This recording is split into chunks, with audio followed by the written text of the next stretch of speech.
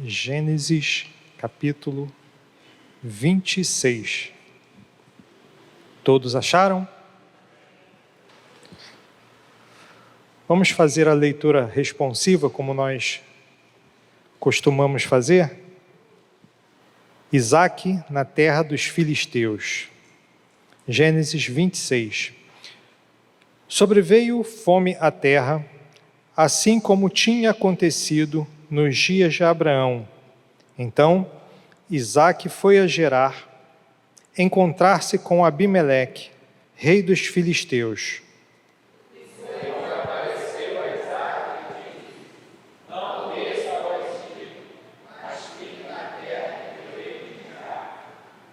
Habite nela, e serei com você, e o abençoarei, porque a você e à sua descendência darei todas estas terras e confirmarei o juramento que fiz a Abraão, seu pai. Multiplicarei a sua descendência como as estrelas do céu, e a ela darei todas estas terras. Na sua descendência serão benditas todas as nações da terra.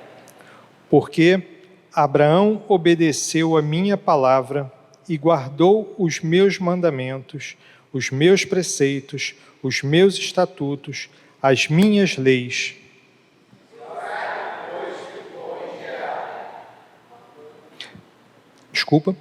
Quando os homens daquele lugar perguntaram a respeito de sua mulher, ele disse: é minha irmã.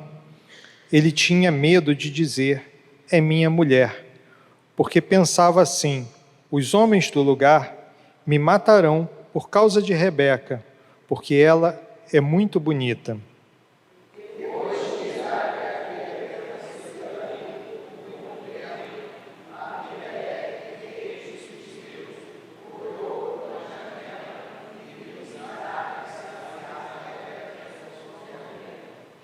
Então, Abimeleque chamou Isaque e lhe disse: é evidente que ela é sua mulher.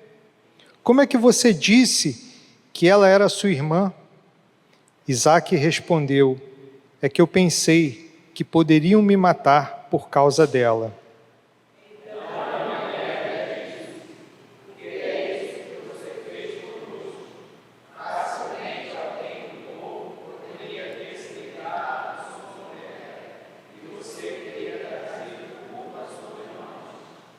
Então, Abimeleque deu esta ordem a todo o povo: quem tocar neste homem ou na sua mulher, certamente morrerá.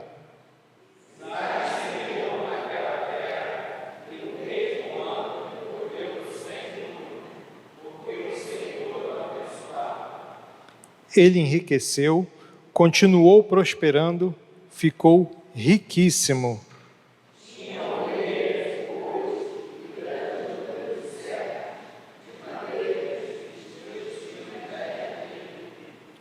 E por isso lhe entulharam os poços que os servos de seu pai haviam cavado, nos dias de Abraão, enchendo-os de terra.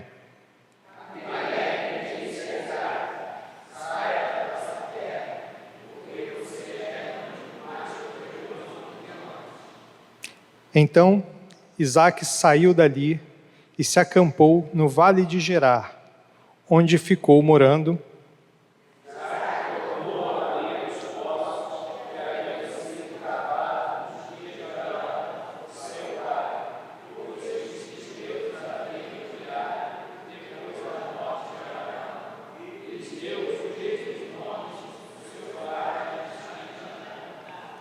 Os servos de Isaque cavaram no vale e acharam um poço de água nascente.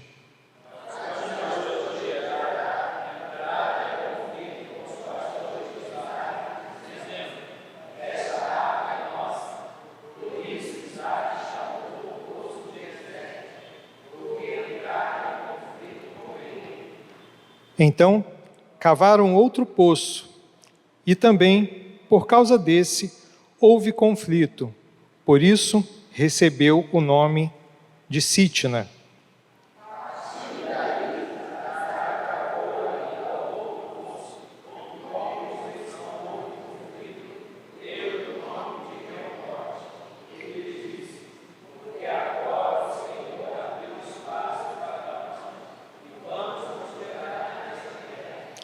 Dali, Isaque foi para Bérseba.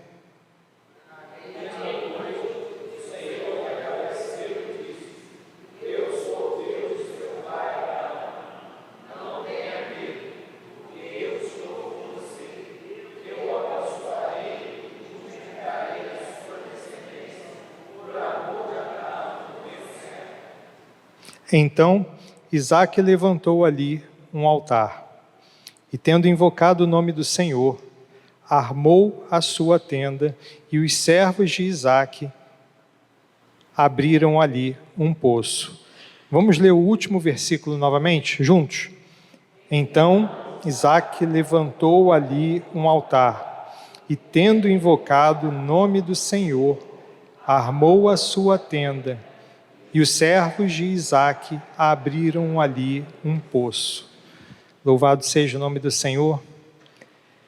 Para quem não conhece a história, pensando quem é Isaque? Eu fiz uma anotação aqui. Isaque é uma dessas pessoas que, para a gente, às vezes, passam desapercebidas. Porque Isaque é filho de alguém famoso, Abraão, e também pai de alguém famoso. Mas ele mesmo não é tão famoso. Porque lá no livro de Hebreus, na galeria dos heróis da fé, Isaque só tem um versículo falando sobre ele, sobre o que ele fez. E vários outros versículos do Antigo Testamento mencionam Abraão, mencionam Jacó. E Isaque tem aproximadamente 6 capítulos falando sobre ele só. E Isaque é exatamente esse tipo de pessoa que não quer enfrentamento. Uma pessoa que não entra em contenda. Ele procura fazer as coisas de forma que ele consiga paz com todos. Se quiser criar problema com ele, tudo bem, eu saio e deixo tudo. E a gente pode perceber isso quando Isaque cava o primeiro poço, o segundo poço e o terceiro poço. Se a gente parar para pensar, quem mapeou esses poços foi o pai dele. Não existia os poços. E o pai dele mapeou, encontrou cada um desses poços, deu os mesmos nomes que Isaque está mencionando aqui. E esses mesmos nomes traz uma característica muito interessante, que é o que nós vamos meditar hoje. O primeiro poço que Isaque escava, o primeiro poço ele dá o nome de Ezeque. Ezeque significa discussão. Então, contenda. E quando ele cava esse poço, ele sai. A partir do momento que vem a contenda, Isaque fala, fica aí, eu vou para outro lugar. Ele não entrou em contenda. O segundo poço é chamado de Sitna, que significa inimizade. Isaque estava procurando um lugar para ficar, e ele pensa, eu não vou ficar com a minha família, não vou estabelecer a minha família num lugar em que eu encontre a inimizade. Fiquem aí, eu vou seguir o caminho. E no terceiro poço, que significa Reobote, que significa lugar espaçoso. Quando Isaque chega a Reobote, ele estabelece, aqui eu vou ficar. E o que significa isso? Quando Isaque passou pela situação de fome, no versículo 1, diz lá: sobreveio fome à terra, assim como tinha acontecido nos dias de Abraão. Então, Isaque foi a Gerar, encontrar-se com Abimeleque, rei dos filisteus. Isaque, ele tinha toda a orientação já dada pelo seu pai. E qualquer pessoa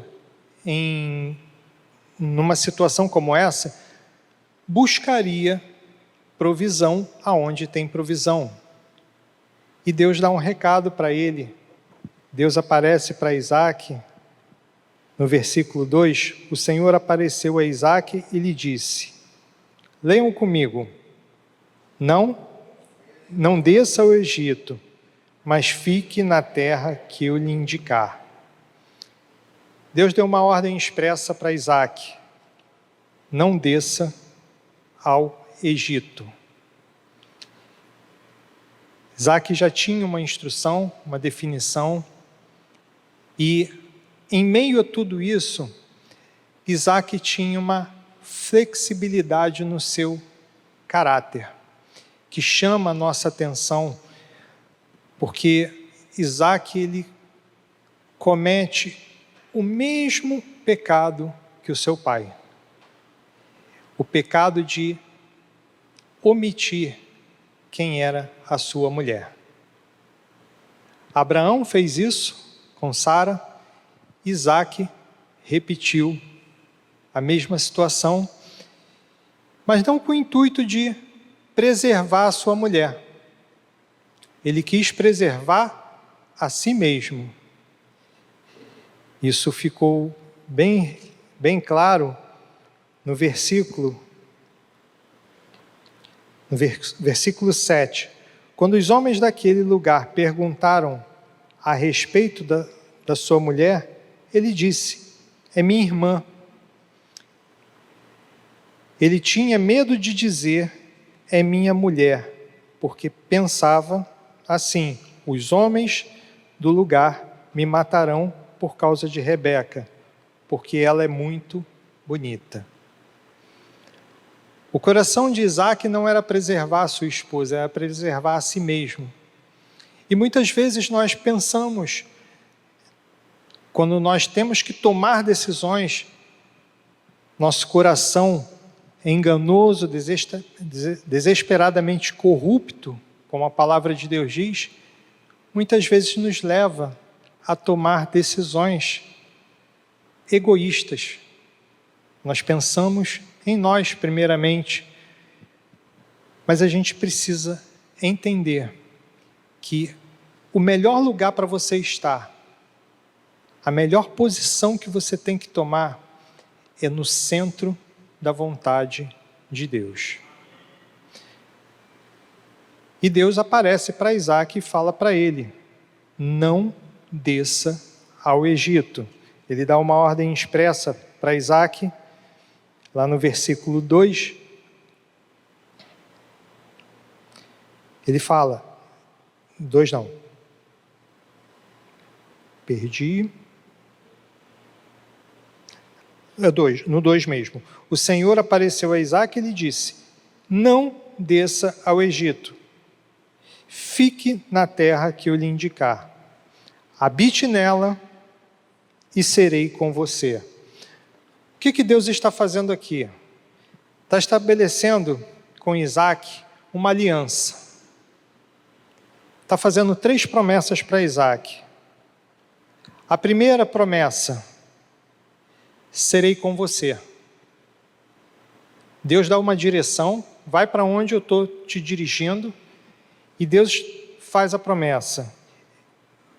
No versículo 2, ele diz: serei com você. Deus promete também providência. O abençoarei. E descendência. Deus iria fazer muito mais do que ele pensava, muito mais do que ele poderia imaginar. A sua descendência darei todas estas terras. Não servimos a um homem, que é uma imagem de escultura, não servimos a uma imagem de escultura, não servimos a um Deus que é todo-poderoso, que pode fazer promessas e garantir. Eu posso prometer muitas coisas para você, mas eu não posso garantir que vou cumprir todas elas, ou às vezes nenhuma eu posso cumprir, porque basta o nosso Senhor cortar o nosso fio de prata, não estamos mais aqui. Então, podemos ter o maior sistema de segurança, não importa onde você esteja, maior rede de relacionamento, se não estivermos dentro da vontade de Deus, estamos vulneráveis. Não temos proteção, não temos segurança e não conseguimos avançar sem a capacitação do Senhor. Nessa situação de Isaac omitir que sua mulher era irmã, Isaac tomou um posicionamento ali, e tem um versículo em Números 32, 23, somente a parte final, que diz: fiquem sabendo que esse pecado certamente os encontrará. Isaac cometeu um pecado, mentiu, seguindo o mesmo comportamento do seu pai. Não estou dizendo que o filho de um mentiroso vai ser mentiroso, mas nós somos exemplos para os nossos filhos. Nós somos exemplos no nosso trabalho, nós somos exemplos na nossa escola. E por incrível que pareça, o mundo está de olho em nós. E quando nós falhamos, a acusação chega. A acusação vem. Então, o nosso pecado, mais cedo ou mais tarde, sempre vai nos encontrar. Mas nós servimos a um Deus de graça e misericórdia. E a misericórdia do Senhor é a causa de não sermos consumidos. Porque Isaac, em meio a tudo isso, ele é abençoado pelo Senhor. Porque, vamos lá no versículo 12. Aprove a Deus abençoar a Isaac, né? Isaac semeou naquela terra e no mesmo ano recolheu 100 por um, porque o Senhor o abençoava. Ele enriqueceu, continuou prosperando e ficou riquíssimo. Apesar de Isaac ter pecado, a graça, a misericórdia, a bondade do Senhor estava sobre ele. E o fato que eu aprendo nisso é que se Deus escolhe te abençoar, nem eu, nem você pode atrapalhar, pode impedir. A vontade de Deus é sempre completa na nossa vida. E nós que estamos aqui, temos essa certeza que Deus está presente conosco. E Deus abençoa a vida de Isaac na mesma terra em que o pai dele foi abençoado. A promessa inicial foi feita a seu pai. Deus já havia prometido abençoar a descendência de Abraão. Isaac, descendendo de Abraão, já estava sendo abençoado e prosperando. E Deus, que confirma e garante a sua promessa, estava abençoando Isaac aqui. E Isaac, depois que ele cava o primeiro poço, ele encontra 3 desafios. Quando ele cava os poços, que o seu pai já havia mapeado, ele encontra 3 desafios que ele precisa enfrentar e que nós hoje precisamos enfrentar. enfrentamos dia a dia, no dia a dia. Primeiro desafio aqui é a inveja dos filisteus. Vamos lá no versículo 17. Então Isaque saiu dali e se acampou no vale de Gerar, onde ficou morando.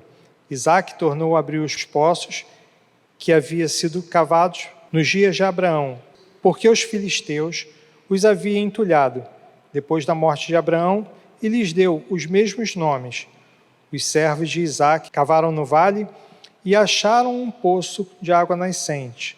Os pastores de Gerar entraram em conflito com os pastores de Isaque, dizendo: esta água é nossa. Quem tinha mapeado, quem tinha encontrado o poço, por herança, se fosse considerar a herança, o poço pertenceria a Isaque. Mas eles tomaram posse daquilo, é nosso. Isaque escolhe não entrar em contenda. Isaque encontra também a situação da rejeição de Abimeleque. Abimeleque, que teve um bom relacionamento com o pai de Isaque, por causa da mentira que Isaque conta, Abimeleque manda Isaque sair da sua terra.